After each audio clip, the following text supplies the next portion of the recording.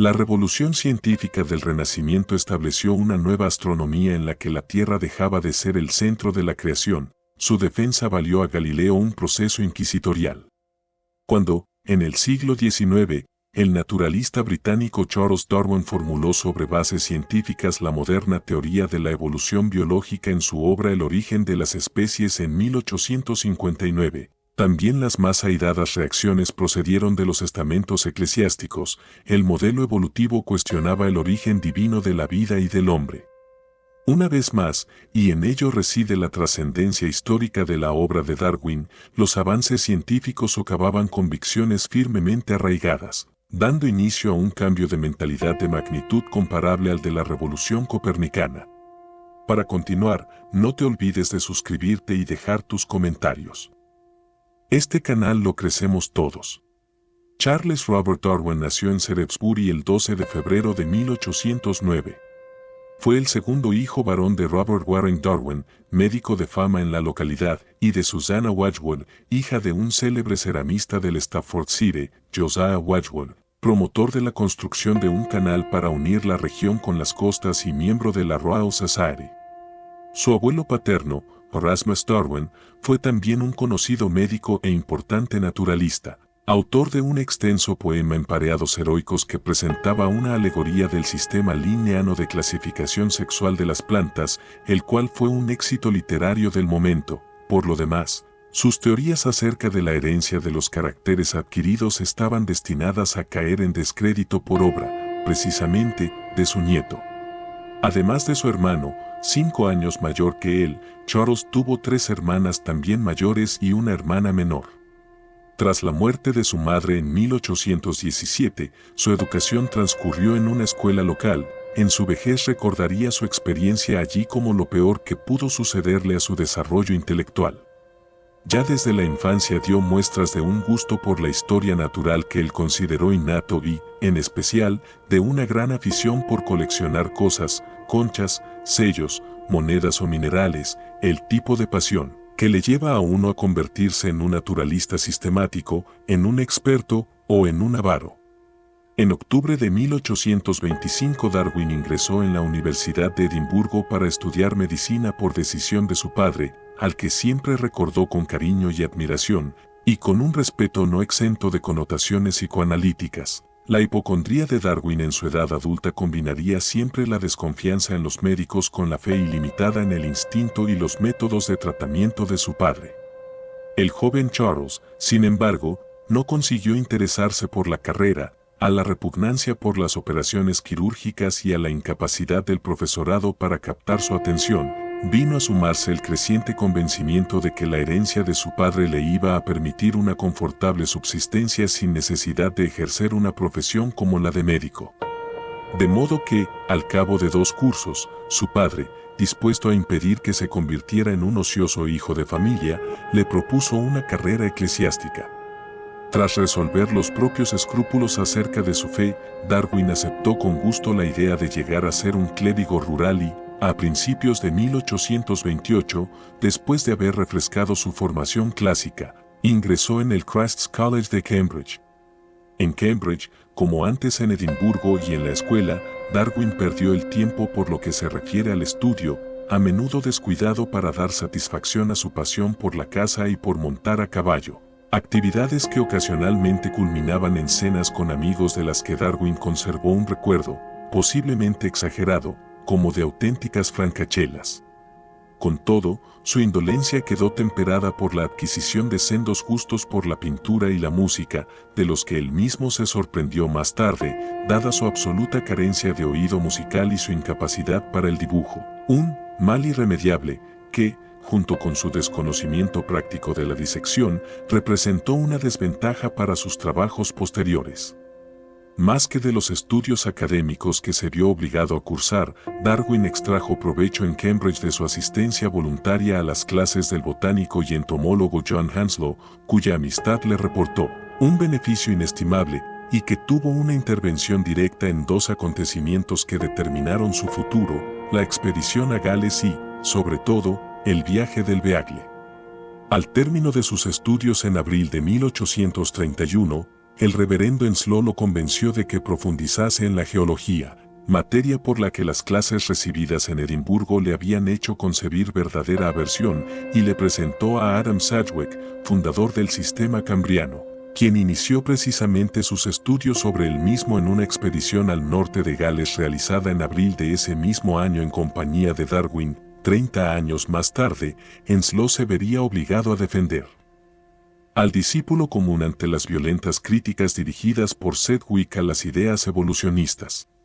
Pero la importancia decisiva de la figura del reverendo en la vida de Darwin se mide ante todo por el hecho de que fue Enslow quien le proporcionó a Darwin la oportunidad de embarcarse como naturalista con el capitán Robert Fitzroy y acompañarle en el viaje que éste se proponía realizar a bordo del Beagle alrededor del mundo.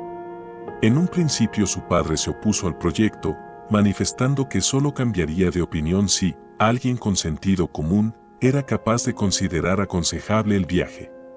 Ese alguien fue su tío y futuro suegro, Josiah Wadsworth, quien intercedió en favor de que su joven sobrino participase en la expedición. Entretanto, el propósito de viajar se había consolidado en Darwin desde meses antes, cuando la lectura de las obras del naturalista alemán Alejandro Humboldt suscitó en él un deseo inmediato de visitar Tenerife y empezó a aprender castellano y a informarse acerca de los precios del pasaje.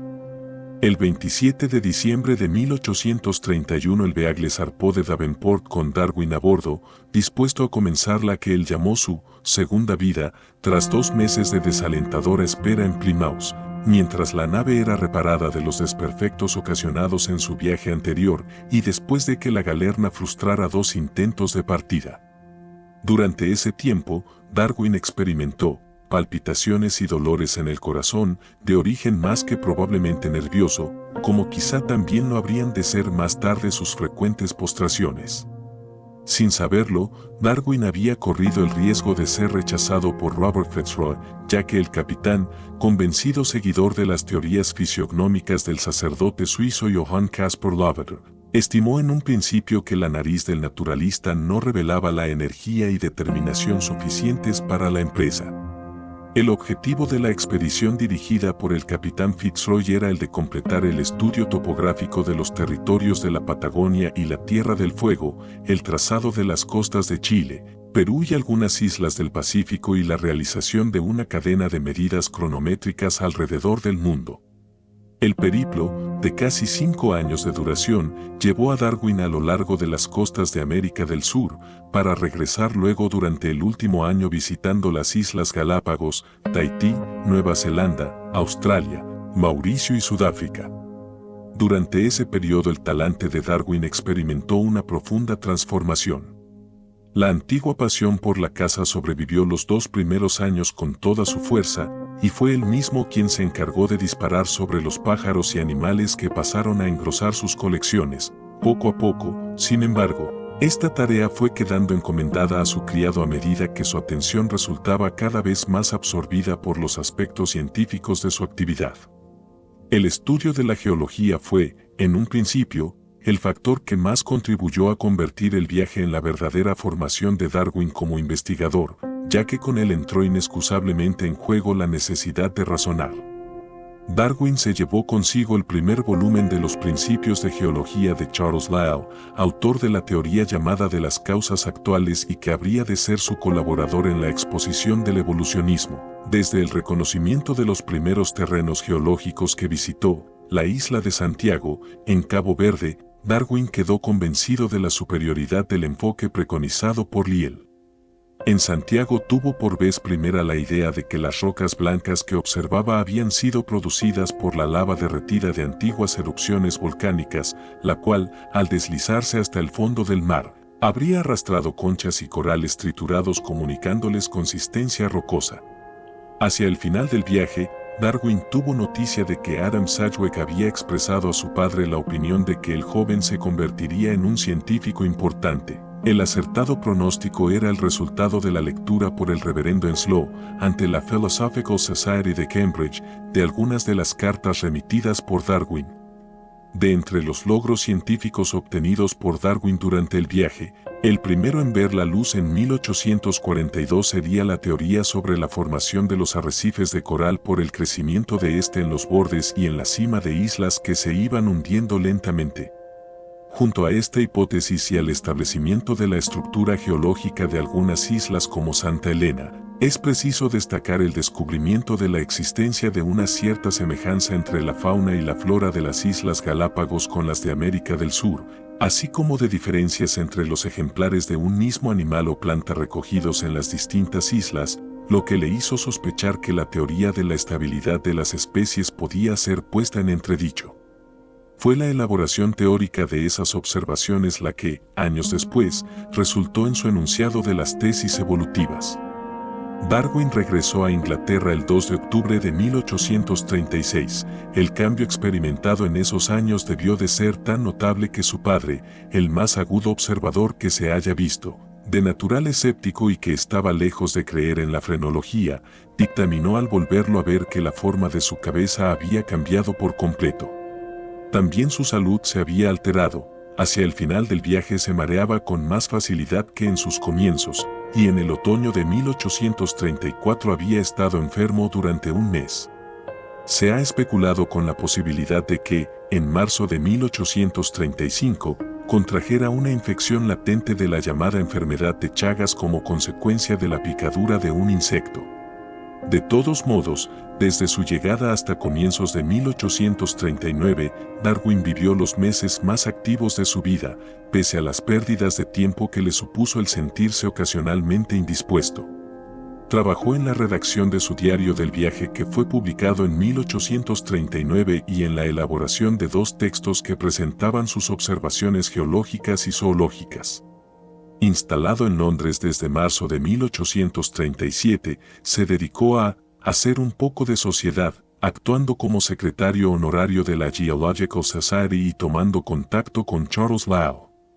En julio de ese año empezó a escribir su primer cuaderno de notas sobre sus nuevos puntos de vista acerca de la transmutación de las especies, que se le fueron imponiendo al reflexionar acerca de sus propias observaciones sobre la clasificación, las afinidades y los instintos de los animales, y también como consecuencia de un estudio exhaustivo de cuántas informaciones pudo recoger relativas a las transformaciones experimentadas por especies de plantas y animales domésticos debido a la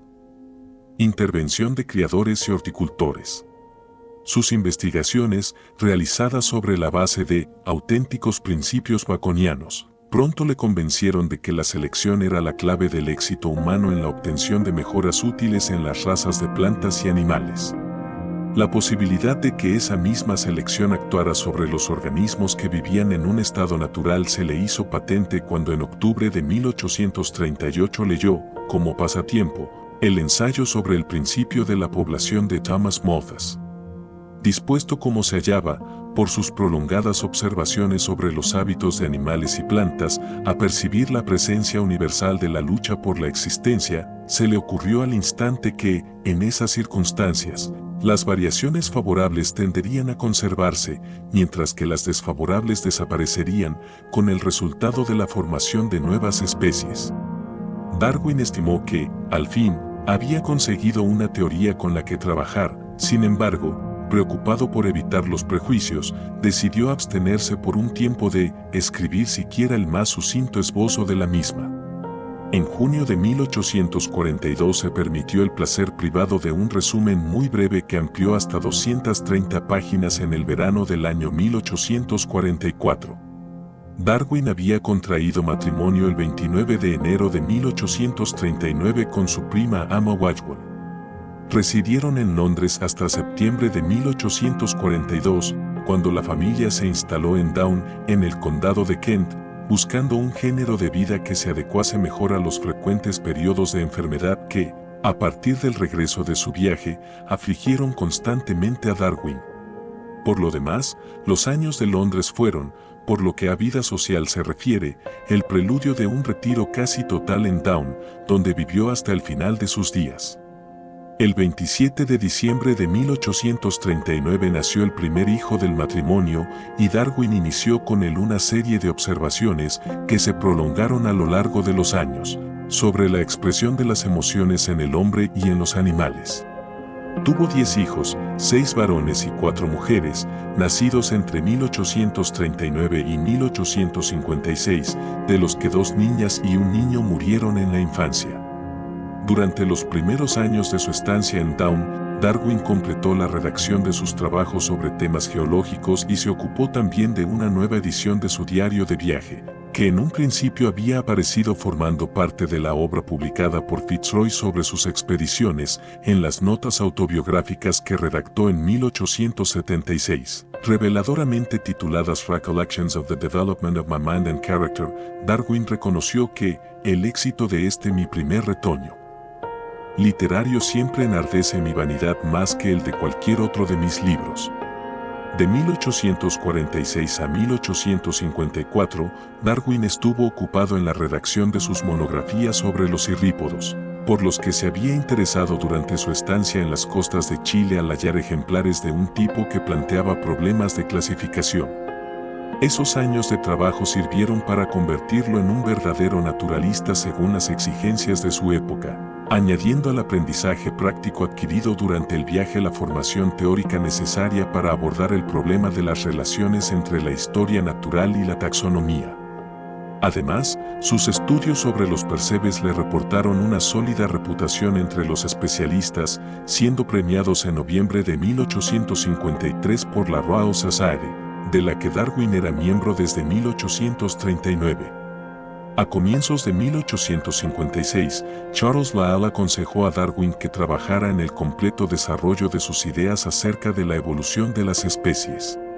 Darwin emprendió entonces la redacción de una obra que, aun estando concebida a una escala 3 o 4 veces superior de la que luego había de ser la del texto efectivamente publicado, representaba, en su opinión, un mero resumen del material recogido al respecto. Pero cuando se hallaba hacia la mitad del trabajo, sus planes se fueron al traste por un suceso que precipitó los acontecimientos. En el verano de 1858 recibió un manuscrito que contenía una breve pero explícita exposición de una teoría de la evolución por selección natural, que coincidía exactamente con sus propios puntos de vista.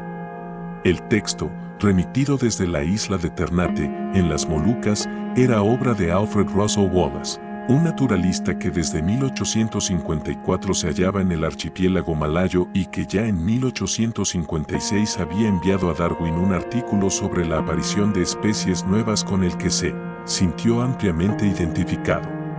En su nuevo trabajo, Wallace hablaba, como Darwin, de lucha por la existencia, una idea que, curiosamente, también le había venido inspirada por la lectura de Malthus.